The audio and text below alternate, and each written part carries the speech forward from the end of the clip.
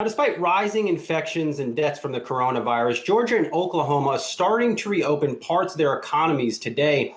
Places like hair salons, gyms, and tattoo parlors can reopen if they follow certain procedures to keep workers and customers safe. Let's talk about this with Dr. Anand Parekh, Chief Medical Advisor at the Bipartisan Policy Center and a former Deputy Assistant Secretary at HHS. Doctor, always good to speak with you. And I absolutely want to touch on other stuff, but the story of the morning here is the suggestion that by President Trump in the latest coronavirus briefing that it may be okay to ingest some form of cleaner or solution to fight the coronavirus. You had the maker of Lysol come out saying, no, don't do that. What's your take on that? And just, could you give us a little guidance on that?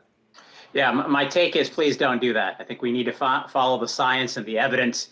Brian, there's no evidence for that to be effective. And I think everything else that we've talked about, hand hygiene, respiratory etiquette, social distancing, are all really the elements that we need to focus on to prevent exposure. Doctor, I'm sure you've seen all the reports. Georgia wants to start opening or is starting to reopen their economy today. Oklahoma as well. They're doing this with strict social distancing guidelines for businesses. But in your opinion, is it too soon for them to do this? Alexis, my concern is many of the states in the South and the sort of Great Plains have low testing per capita. Many of these states either put in stay-at-home orders late or never did so. And so I think I'm a bit concerned in terms of opening things up. And then exactly how you open things up, it's kind of perplexing that you would start with businesses that are difficult, where social distancing is difficult, physical modifications are difficult. Salons, barbershops, these are places where contact intensity is pretty high in terms of duration, as well as proximity of individuals. And so it's curious that you would start with some of these businesses as opposed to others. Again, I don't think many of these areas are ready. There could be some parts of the country, Alexis, perhaps some Western states, some Midwestern states in mid-May that may be ready, but a lot of these states that are moving forward are states actually that even modelers would suggest should wait till the end of May or even June, because again, testing per capita is low, as well as social distancing was starting late. So, Alexis, I'm a bit concerned about that. Also in Georgia, you'll recall that the governor also had a preemption clause, meaning that no jurisdiction would actually be able to then invoke more stricter social distancing. So in fact, if Atlanta had a big outbreak, they would be dealt with in the same way that a rural Georgian community. So I think there are a lot of concerns there with some of what we're hearing. Doctor, we're getting some breaking news here. The FDA has issued a warning on chloroquine and hydroxychloroquine after serious poisoning and deaths have been reported. Do you agree with that? Brian, we've been talking about this on the airwaves for weeks now. We need to let science and data and non-anecdotal evidence drive the treatments. This is so important. We have a lot to lose. We really do have a lot to lose when we start to push unproven medications. That's why randomized controlled clinical trials are so important.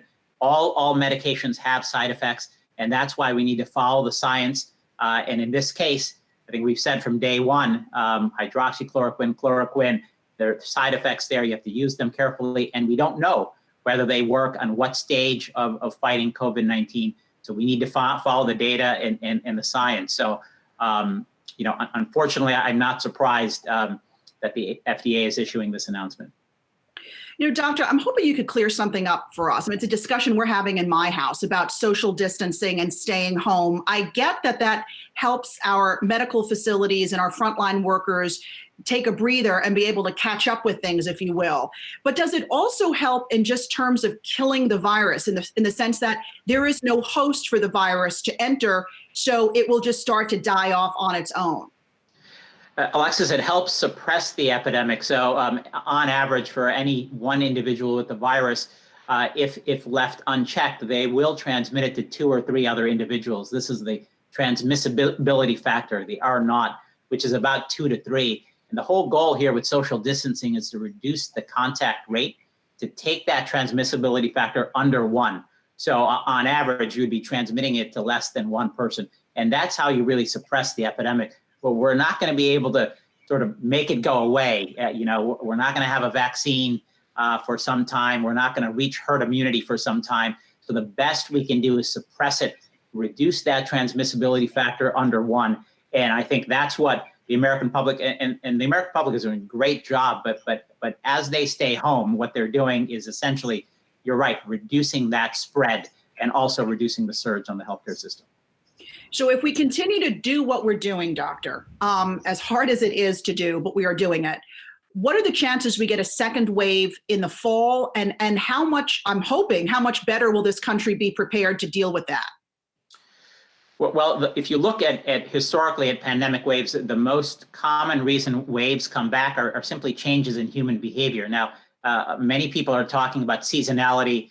Could this particular strain be impacted by heat and humidity, just like influenza or other coronavirus strains? We really don't have the evidence about that, but we know for sure that if we loosen things up, and when we do, if we are not prepared, that's the public health system, the healthcare system, the testing infrastructure.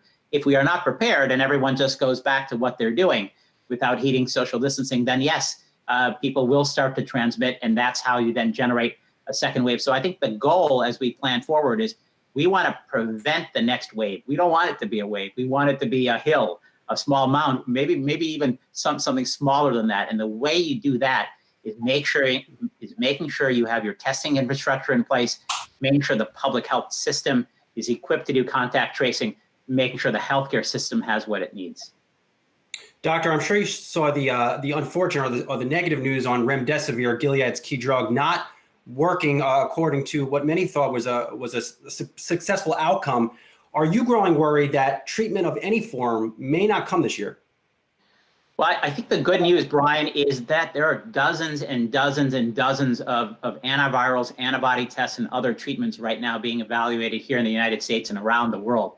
And so I'm actually optimistic that we will find something, and I think we need to find treatments for different stages of COVID-19 as well, if it's a mild case, a severe case. So I think I'm still overall optimistic that there's so much science ongoing that this year we will have treatments, but we're going to have to continue to work hard here. I always appreciate your optimism. Dr. Anand Parekh, Chief Medical Advisor, Bipartisan Policy Center, and former HHS Deputy Assistant Secretary. Have a good weekend. Thank you, Brian. Stay safe. Hey investors, Zach Guzman here. Are you interested in learning more about the markets and getting the latest financial news? Well, then click right here to subscribe to our Yahoo Finance YouTube channel.